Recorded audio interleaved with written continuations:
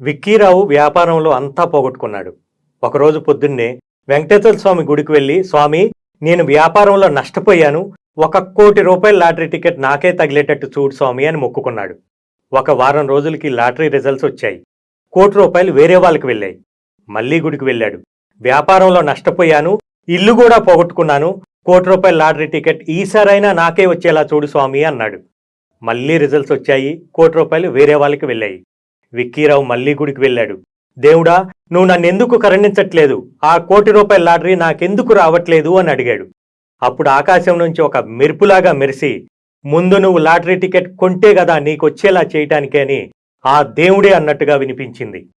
సరిగ్గా రియల్ ఎస్టేట్లో కూడా ఇలాంటి విక్కీరావులు చాలామంది ఉన్నారు. డబ్బులు సంపాదించుకోవచ్చని, వారి కష్టాలను అధిగమించవచ్చని ఈ రియల్ ఎస్టేట్లోకి వచ్చి ఎటువంటి ప్రయత్నం చేయకుండా లీడర్ని, కంపెనీని, చివరికి రియల్ ఎస్టేట్ని కూడా నెగిటివ్ చేసే విక్కీరావులు తెలుసుకోవాల్సింది ఒక్కటే: గట్టిగా ప్రయత్నం చేస్తే ఈ రియల్ ఎస్టేట్లో సక్సెస్ కావటం పెద్ద కష్టమేమీ కాదు. ఇంతకీ మీరైతే విక్కీరావు కాదు కదా?